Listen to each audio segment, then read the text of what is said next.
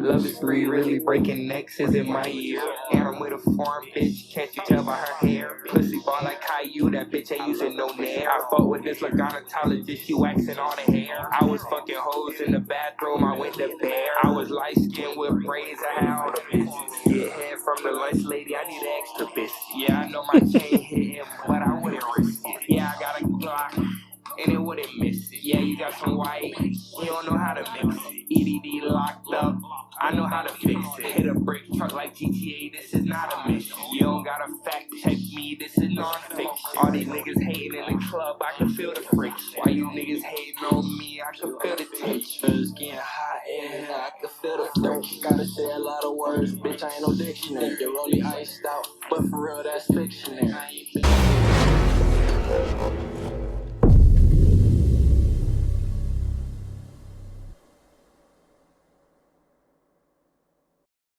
You are now tuning into The Vibe with Your Boys podcast. Starring Kyle the Kid and Mega the Boy. You dig?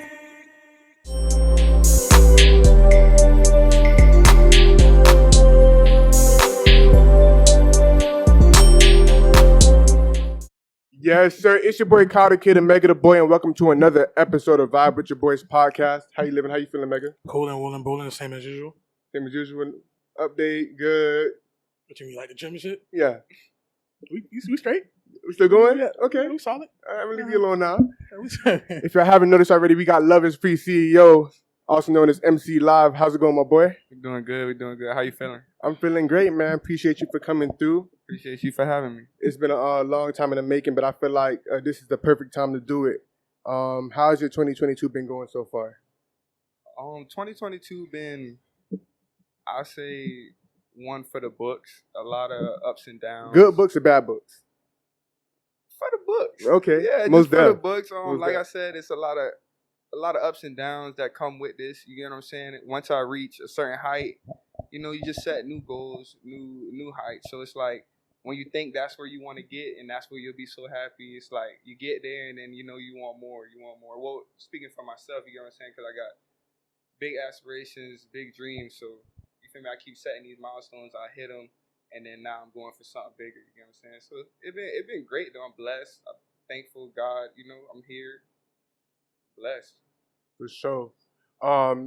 Now, like I was saying before we started recording, I've known you for like a long time, so I've seen the evolution. Yeah. Of facts, when you was talking about in Luvisfree on the song, Oh my Marcus with the braids and everything. So I've seen all that. So for real. let's kind of start from a bit of the beginning. From Broward. From Broward, yes. I'm from Original. Broward County for sure. And then, of course, middle school and up, or through wherever you was in the sports, football, basketball, and everything. Yeah, so I played Little League football growing up. I played for Plantation Wildcats. We won 3 Super Bowls. Hold the mic a little closer. We won 3 Super Bowls. I played for Plantation Wildcats. That was a great experience. I got hurt. I fractured my knee. I came back, and then I dislocated my wrist. So my mom had took me out of football. So then that's when I started playing basketball. My seventh grade year. 6th grade, I got cut. I went to Bear. 7th grade, I came back, kept going, made the team. Didn't really play that much. 8th grade, kind of got a little more playing time. Then 9th grade, I really started taking it serious for real. I'm like, okay, I'm starting to like get that drive to be good at something again. Because football, I was always talented. Like I was always gifted, just the rawest one on the team. You feel me? But basketball, I literally started off From the ground worst. zero. Yeah, literally. So then I went to Plantation, made varsity my freshman year. That gave me a lot of confidence that I needed to really take it serious. Then I ended up, like I said, when I transferred to Piper, that's where I met Kyle and stuff. And yeah, from there, like it was just history in the making. Like made varsity my 10th grade year there. Coach Jones took me in. And literally, 10th, 11th grade year, I played for Piper, transferred to Terravella. A lot of people back home felt like I traded out on you feel me? But I feel like a lot of people didn't really understand. Me personally, it was like the coach, I watched him fold on talent that could have went D1. Like we had Kenny, we had Isaiah, we had Jamori, we had Malcolm. You get what I'm saying? We Paul. had Jamal. Yeah. We had like some real talent that I just watched graduate and now they just doing, you got to go find a job. You feel me? So I was playing travel basketball my 11th grade year. I played in the Under Armour Association, started meeting like real big talents and stuff. So a lot of schools like BA wanted me, Norland wanted me, and then Taravella, they were just pushing the hardest really and promising the most. And we ended up going there. Me and Mike slid out the Taravella and made history. I ended up getting a full scholarship. Blessed. I ain't gonna lie. Because, you know, like, I was in and out of basketball, but when I came and I joined my senior year, and then the vibe was like, damn, Marcus left. I know they was on my ass. Yeah, tell me a little bit about that. And then it was like, because, you know, we had got Mclive that year. Yeah, and that was they thought Mclive was me. Not even that. It was more like, bruh, if we would have had if Mclive, all of us would have stayed, it would have been a problem. That's one thing too. Yeah. So Coach Jones just was not it, bro. He would literally like suck the confidence out of you. And I never like played for a coach like that. Because when I played football, it was always like motivation. You get what I'm saying? I looked up to my coaches. My coaches got big houses. They bringing us around the houses. You feel me, putting that energy into us. Like, you going to ball out tomorrow. If you make a mistake, it's okay. Get it back the next play. And then you got Coach Jones where I do a crossover. He telling my son, you trying to look pretty, bro. Get out the game. Or you one turnover, now you out the rest of the quarter, and then you throw me in and then want me to just be right back in the groove. Yeah, like, you ain't cold. You ain't been sitting on the bench for a whole quarter. About, you get what I'm saying? So, like, stuff like that, it was just, like, so much thoughts running through my head. And then I had, you feel me, going to these other workouts where these coaches believing in me. And they like, oh, you missed that shot. It's good. Shoot it again. Confidence. Shoot that shit again. Shoot it again. You feel me? Then I get a coach, like, Coach Jones. I shoot the ball one time. I miss. He's like, bro, it's because you trying to look pretty while you shooting. And da-da-da-da-da. Like, niggas was getting in trouble because I was doing behind the backs and all this stuff that everybody get glorified now for doing. Or like, once you learn how to dribble like Kyrie, now you so raw. But niggas was trying to practice that 9th, 10th grade, and we getting bashed for it because, oh, you trying to look pretty. No, it actually get the defender off you. You get what I'm saying? So it was more of a just conscious decision of where I felt like I'll be most comfortable playing. And then look, I transferred to Taravella. I was averaging 24 and like 9. That boy Marcus is in the Broward spotlight. You get what I'm saying? Hoop Diamonds pulling up to the games and everything. They pulled up the 3 of our games. Each game they came to, I dropped over 20. I made the Broward versus Day All-Star team, All-Star game, which was big. I had 3 Division II scholarships. I had 1 Division I scholarship, and I had a lot of JUCO scholarships. It was just a blessing, bro. And then I graduated with straight A's, 4.7 GPA. Yeah, one thing about you. Yeah, you feel me? Grades, yeah. I was getting straight A's since 10th grade. So it was always like, if basketball didn't work out, I personally wanted to go to Harvard. You get what I'm saying? Pause. Why was that a focus for you to get those grades? Because you could have easily been like, bro, I'm chilling, I'm Marcus, I'm the best on the team. So you had the Harvard goals like since early in high school? Yeah, since middle school. Oh. Like middle school, when I used to, they made me take like a academic intelligence test, and once they like told me like I was pretty much gifted, it was like, okay, like you guys live up to that. Yeah, like what does that mean? You get what I'm saying? And then 9th grade year, I got a C, and then my mom was just like she wasn't mad or nothing. She was just like why did you get a C? And then I was just thinking about it. I'm like, I mean, I wasn't trying. You feel me? So like 10th grade, I was like, let me try. What does try mean? I mean, come home, do your homework, like try to learn what they teaching you. You get what I'm saying? Even between all the practices and everything. Bro, I be trying to tell people like, it's like, that's why like right now I got 3 businesses under my belt. It translates. You get what I'm saying? Yeah, it's kind of like, it's about discipline. You get what I'm saying? And I had a girlfriend at the time. You get what I'm saying? So it's like, okay, I get out of school. I'm doing some of my homework. And 5th period, or like, you feel me, like periods where like, oh, it ain't really too much going on. I'm sitting there knocking out homework because I'm just trying to save time. So when I get home, I ain't got to worry about that. I could go to practice, come home, eat, chill, play the game, and do stuff like that. And just really about discipline. Where you got that discipline from? Like, was it your parents? Was it? I think I personally say it was sports. Like I mentioned, my football coaches, and I had my granddad was big on discipline. You get what I'm saying? It just consistency and like having a schedule that works for you. You feel me? So that's what I'm translating into like my everyday life now, and it literally has so much to do with my success. Most def. Now, like we said, you made noise once you got to Taravella, and it ended up getting you some attention to where you went off to college and everything. But at this point, like, Was you like, okay, I'm gonna see how far I can take this basketball thing, or it's more like I'm gonna just get my education and wherever it takes me, it takes me? I did have hoop dreams. So when I went off and I really seen how like lit I was becoming, and it was like I was almost like on my 4th or 5th year of really taking it serious. I'm like, once I develop this skill for real, I'm only gonna get better. So I was actually thinking about like, okay, if I don't go to the NBA, like that's okay. I could definitely go overseas. I could definitely get in these different leagues where they paying you this amount a month or whatever, different little stuff like that. And just to continue out the story, once I got to college, 3 months or 4 months in, my girlfriend that I was dating for 3 years, she cheated on me. We broke up.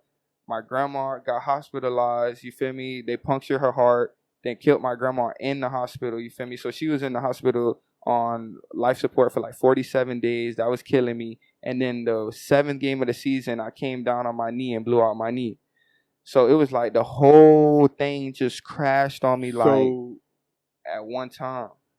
I definitely, of course, remember the knee injury and the other stuff I've seen on social media going on, but how was it affecting you? Because, of course, you have to – college coach don't care nothing about what's going on. College coach, he's there to produce and everything. Right, so, literally. And I had to learn that the hard way. So before the knee injury, how is that affecting you? Like, was it affecting your game on the court or practice and stuff like that? Yeah, so literally the sequence of events was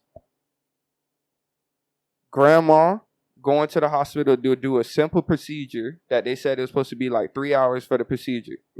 I ended up getting a call. Oh, they punctured her heart. They broke open her rib cage now. They're doing open heart surgery to bring her back. Shattered me. Literally about 3 days later, while she's still being hospitalized, I got I'm telling you, I got a call from a dog talking about something. Yo, I'm finna see these screenshots, fam. I'm not trying to be funny. Da da da da da. He sent me screenshots of my ex with another nigga on Snapchat on like in the car, like caked up. You feel me? And at this time, we was still kind of we was talking, we were dating in my eyes. You feel me? So I'm texting her, and she just being mean. Oh, you tripping?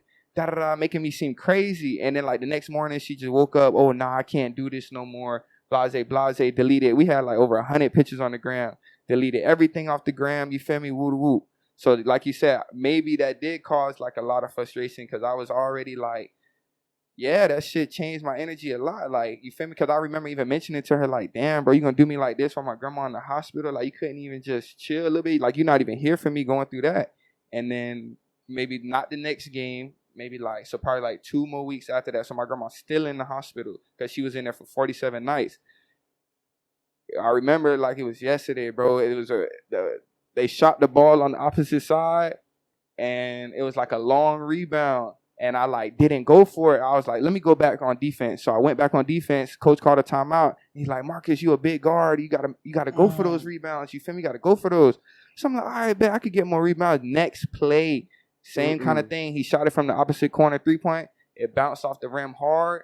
I was literally so high I could have almost did a putback dunk, but I jumped like with their center. So I got kind of nervous, and I tried to come down with it and landed on his foot and blew my knee out. And as soon as I came down, I knew it was over with. Like, my knee dislocated, like, completely. I stretched, like, all my ligaments. Like, it was just, like, I was on the floor, like, screaming, like, it's over with. Like, it's over. And I'm just like, damn, bro. And then it was, like, a school in North Carolina. So the process from there to the hospital, we driving through mountains. It was just, like, such a more, like, awakening experience. You get what I'm saying? Just kind of realizing, okay, what you going to do now? You get what I'm saying? Like, I know I wasn't no dummy. You get what I'm saying? But it's like, what you really going to be for the world now? Because it was like in the last 4 or 5 years, I got injured 3 times. So It's almost to the point where it's like, bro, you're going to break all your bones and then be 40 years old, can't even play with your kids. You feel me? Or you going to figure out like what you like to do in life and really dive within yourself. So that was kind of like the thinking process from there. You feel me? And then I literally actually left that school midway through. Well, no, I finished the first semester. I did 2 semesters, and then I left because the coaches didn't give a fuck. They wasn't trying to pay for the surgery. They were saying they're too expensive. Doing this, like, just treating me like shit now. You feel me? When I was like the main superstar freshman, came there full scholarship. You feel me? And like you say, it's just next up. Yeah, that's how it is. What was your mental like when you was going through all that? Like, I know I was in a dark place. That's when I actually first started smoking weed. You feel me? Like, So you have I never smoked weed in high school, never smoked weed in middle school. My sister smoked, my people smoked, everybody smoked. They just knew, like, that ain't for Marcus, you feel me? But I was in such a low place. Like, I remember the first time I smoked, it was by myself. Like, it wasn't like a peer pressure thing. You feel me? I bought it from somebody. I remember I bought a little game leaf, and I was on the mountain, and I was just talking to God, like, what's going on? Like, what am I doing wrong? I went off to school. And you experiencing all this by yourself because you all the way out the way. You feel me? Like, and that was another big, like, milestone for me. Like, you get what I'm saying? Just to go out on a limb, just go out. You feel me? And just go see the world. And I don't regret it at all. And I advise anybody watching, or you feel me, any young cats, you feel me, even if it's not for sports or anything, like, go off to school. You get what I'm saying? Even if it's like up to Tallahassee or something, like, go get you your own dorm experience, like, you know, life by yourself. Because being raised with your family and then you having to make decisions is way different. You feel me? First step of adulthood. Yeah, really. Because like you said, it's really the first step. Because then it get even more and more and more from there. Now, with you going through all that, like you said, with your ex and then all these different things happening at once, at that point, was it hard for you to want to be around people, or did you want to be around people more at that point? The school was predominantly white people. I was in a school in North Carolina. Well, let me change it. Not so much, because you ended up leaving the school. How things changed. Okay, so I'm going to put you on. So I don't know if you remember. So you remember around like 2015, 16 when I started making funny videos. Yeah. And I started going viral. So that was a lot of it was a lot of like running away from the real feeling. You get what I'm saying? Like, because when my grandma waited for me. So when I came back, I seen my grandma. You feel me? And it was like maybe like 4 or 5 times I seen her. Maybe like an extra little week she stayed alive. And then when she finally went, that like really just changed the game. Like, it was like to a point where like I ain't had the same desire to live, because my grandma was my favorite person. You know what I'm saying? I always wanted to make her proud. Like, I even talked to my mom a lot of times, like, you feel me? Like, not that I love my grandma more than my mom, but like, it's just different. It's just a different type of feeling. You get what I'm saying? So when she left, at first it was very dark for me. You get what I'm saying? But then I tried to like channel that energy of that love that my grandma had. You get what I'm saying? And try to pull that back into me. But at the time, I was running away from it. So I started doing like funny videos. That was the time when like Boot Gang was going viral. Like, before all these new YouTubers were doing like live reactions. I was running through stores screaming out, you feel me, Mclive, doing all this stuff because I wanted to be successful so bad, because my family need me. You get what I'm saying? Like, I was literally carrying like what was finna happen next in the family. So I just really created a plan, and it was working. I had videos over 300,000 views of me marrying random people, and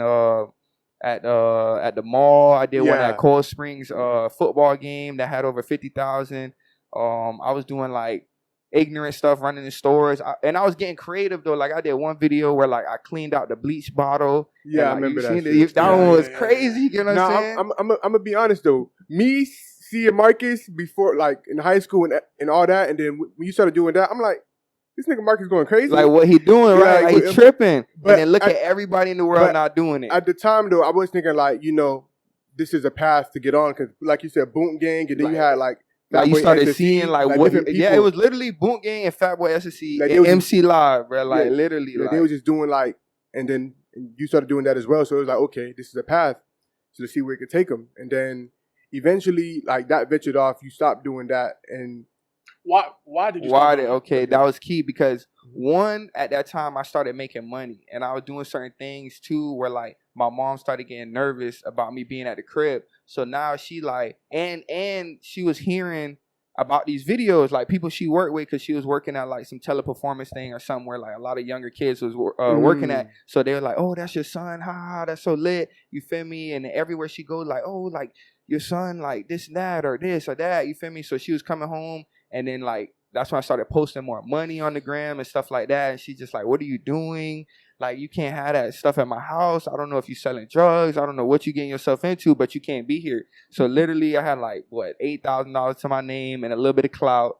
and she kicked me out. You feel me? And I told me and my mom good. I forgive her. She forgive me. You feel me? It was just she was also going through losing her mother. You get what I'm saying? A lot of shit going on, and from there, like it was a lot harder for me to construct these same ideas, these same plans. You feel me? Then my sister crashed my car on Christmas. You feel me? She took my car, crashed it, and you know, not having a car changed the game with like content creation, being able to control your own environment. So now I'm like, I was staying with my dog Chad. Shout out Chad, you feel me? He let me come in, and then he started having a lot of people at his house, and it was just so much, you know, you paying to stay there, you eating, you this, you're not really having the same motion. It was more like kind of just, then I'm reevaluating my life. Everybody like, you know, you got the good side of like, oh yeah, you getting a lot of views, you blowing up, this cool, getting collaboration. Then you get another side, like you said, people like, bro, this nigga crazy, he lose his mind, what are you doing? That's so ignorant. I'm walking in stores and they like, oh, I know you, don't come in here. Like random grown people, like just like,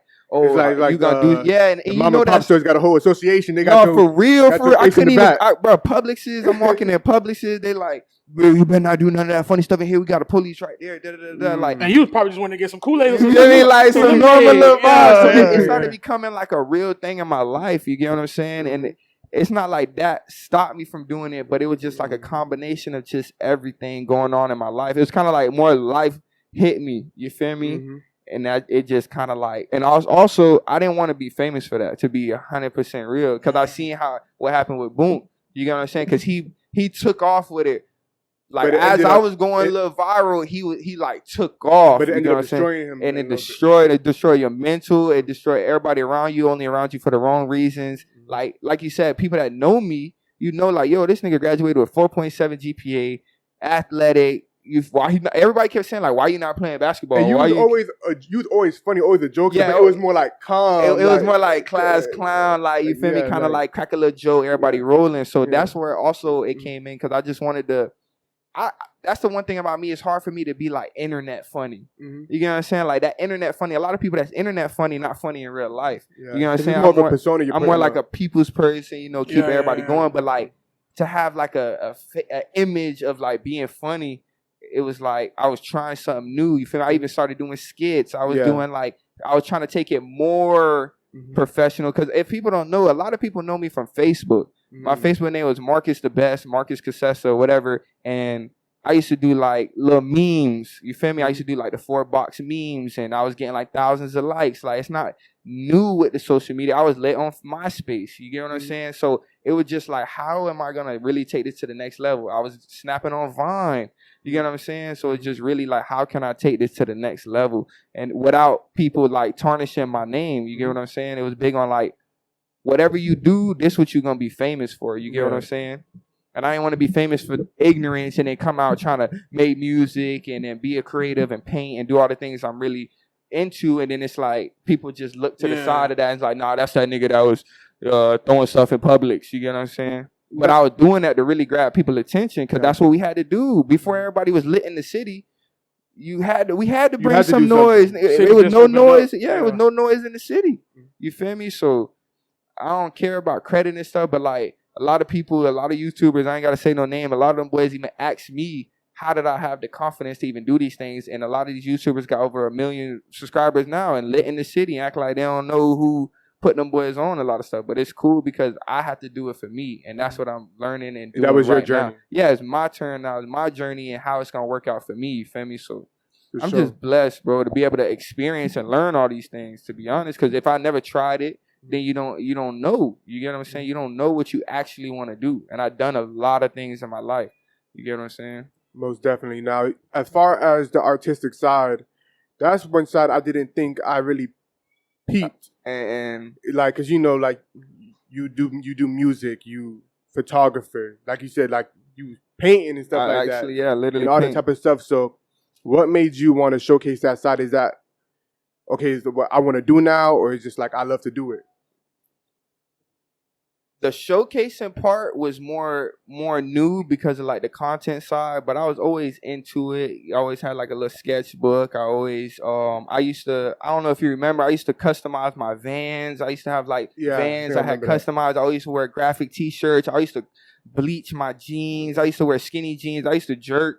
You feel me? So I used to dance in middle school. A lot of people like, I used to hang around, bro. I had all the hood niggas y'all boys know now. I had them boys jerking in middle school at bare middle because it was a wave that we created that was cool. And you feel me? You know, when the hoes liking this shit, niggas gonna do whatever for the hoes. You get what I'm saying? So it's just like more recently with the content, you get what I'm saying? Especially like COVID. COVID was big. So COVID changed a lot of stuff financially for me.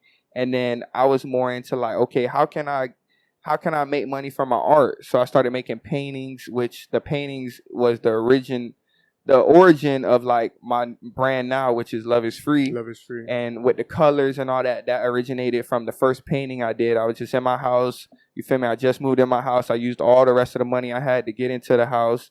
And I was just like, yo, I got to do something. I went to, Michael's, got me some canvases, got me some paintings and paint. And I'm just like, yo, I'm finna sell some paintings. I sold my first one for like $50, sold another one for like $70, and then I sold like a nice one that was custom for like $250.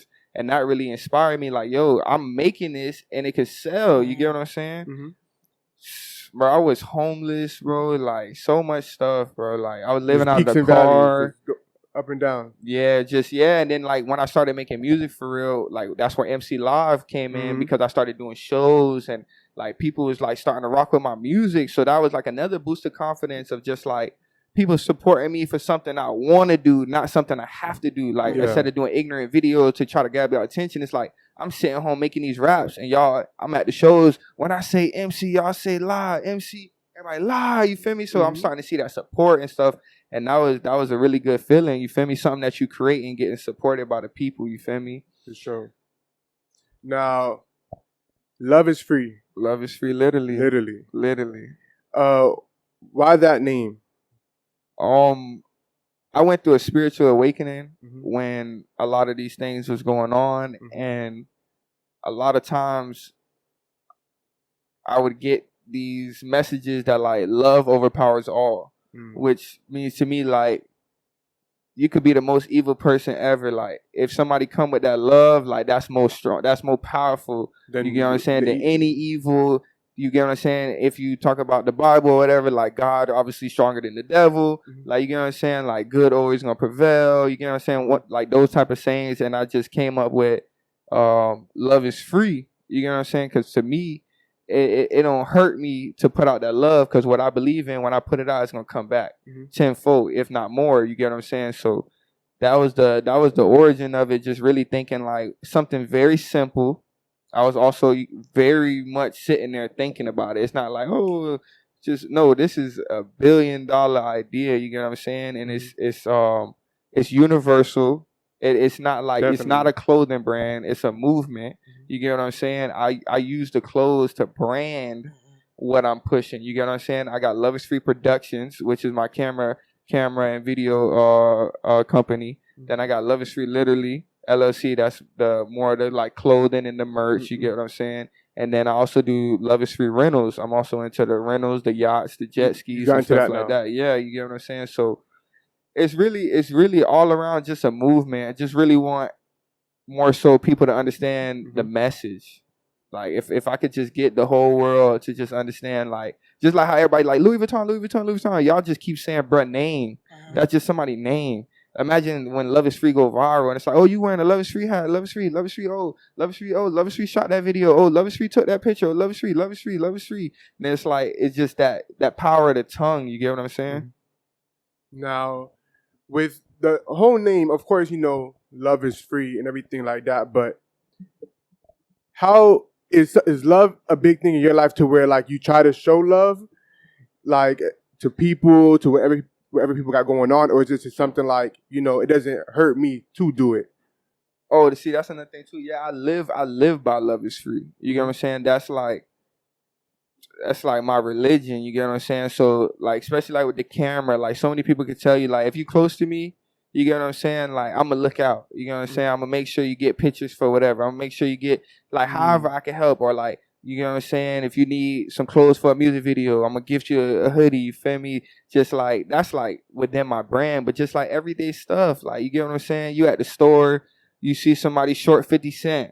You feel me? That ain't gonna hurt you. Just little stuff like that, but just actually living by that. You get what I'm saying? It's not, oh, every homeless person you see, you give money. No, like, if somebody or something in your path where you don't gotta go out the way is in your need of help, you feel me?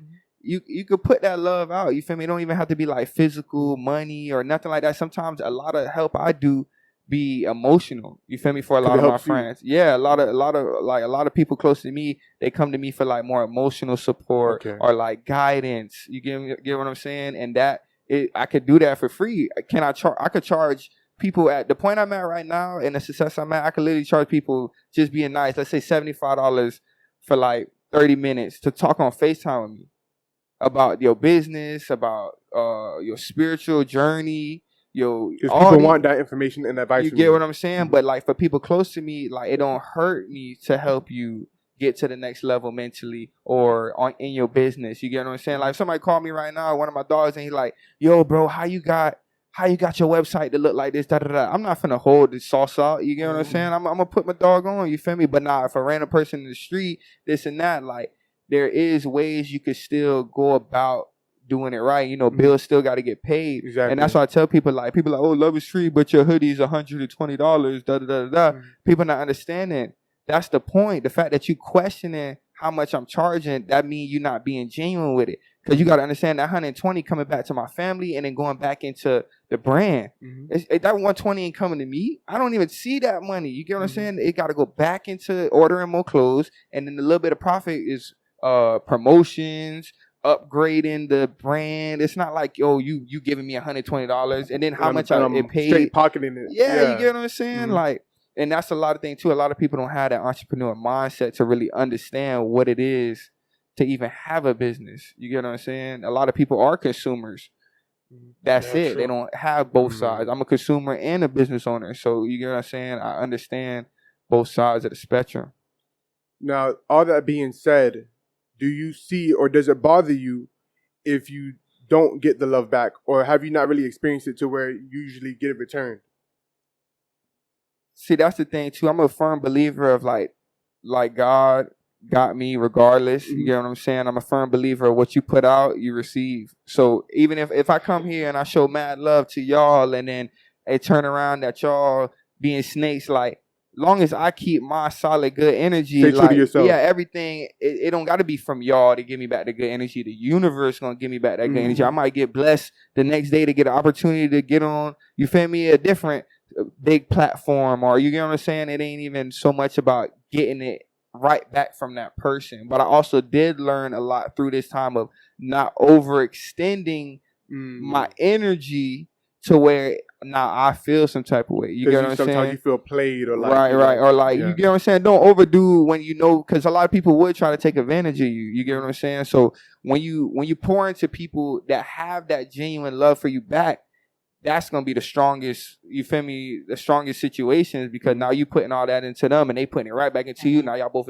going up. But when you find yourself over and over being there for that person, or this person always got something wrong, but if you needed to call them for a ride up the street, they can't help you. If you need $100, they can't help you. But you steady sending them money on Cash App. You steady looking out for them, doing free photo shoots, free this, free that. You get what I'm saying? You putting your energy out there, and if the person not reciprocating that, sometimes it is draining to you. So you got to be aware of these vampires out here, you get what I'm saying, that try to take advantage of genuine people. Most definitely. And before we end off, I do want to talk about how Marcus takes care of himself now, because you talked about all that you went through in the short period of time that we've been talking, and you know how this year's been like one for the books, as you say. So what does Marcus do to be like, I got this to run, I got this to do, I got this to do? How do you operate that? I would say one, it started with my diet. Okay. So you vegan? I'm pescatarian. Okay. That was more power to you. That was about like 4 years ago. 4 years. 3 years ago. Yeah, I've been pretty. That boy stay skinny. I'm over here blowing up. Right. I've been doing pretty good with that, but that I started off with health, because health gonna do the most for your mental. You get what I'm saying? Sure. So first the diet, then mindfulness. So meditation, working out, like we play sports, so we got a lot of that every day. Like I'm a true athlete. So when I kind of got in the slump of smoking and just, you know, being this creative, I was not working out. I wasn't doing the things that genuinely make me happy within, that make me look in the mirror and feel good, make me feel strong. So I say like health, exercising, and then meditation. So sometimes like with me doing all these different businesses, like anybody could tell you, like I go outside and I lay in the sun and I just sit in the sun and I just don't think about nothing. And this Florida sun that's be going on? Bro, that's why when people complain about this sun, bro. This is the best. This is the best time to be in the sun. The sun puts a lot of heat, a lot of coding that, you know, people don't. I ain't gonna get too deep, but just like you know, you gotta soak up. You gotta soak it up. You gotta soak it up. You gotta accept it. That's what I would say. Like when people go, like I walk outside with some people, as soon as we step outside, they're like, "Oh, it's so hot." It's like, I mean, but like, you don't fuck with this, I fuck with this. Yeah, like, I love it. Like, let's get it. Yeah, nah, for sure. So I'll say like, diet, meditation, and keeping the exercise. That's like a fact. Most of the, like what they said, like 80% of millionaires exercise at least 30 minutes a day, at least. You get what I'm saying? Because it's a part of that confidence and discipline and everything. Yeah, and the discipline is just a part of that schedule. You get what I'm saying? And it actually helps your mental. It releases that dopamine you get from scrolling on Instagram, but you're getting it from doing something that's actually benefiting you. For sure. And let them know where they can tap in where you at, everything that you got going on. Yeah, I'll say Instagram, Twitter, all platforms, Luvisfree CEO. That's my personal page. You could tap in on the production for the camera, video at Luvisfree Productions, all platforms. And then the clothing brand, Luvisfree, literally, and it's LUV, not LOVE. Music, MCLIVE, Mclive, all platforms, everywhere you look. We got music videos out. I just dropped a new EP with Benji Bacon called Bacon Brothers. 5 songs. Definitely a different type of taste, different type of swag. If you want some new music, some new type of, drip, definitely go tap into that. Most definitely. Marcus, appreciate you for coming through, my boy. I appreciate y'all for having me, for sure. Make anything happy for me? No, we good to go. Make sure you guys like, comment, and subscribe. Yes, Kyle sir. the Kid, Mega the Boy, Vibe with your boys, Mclive, and we out. Yeah, man. Love.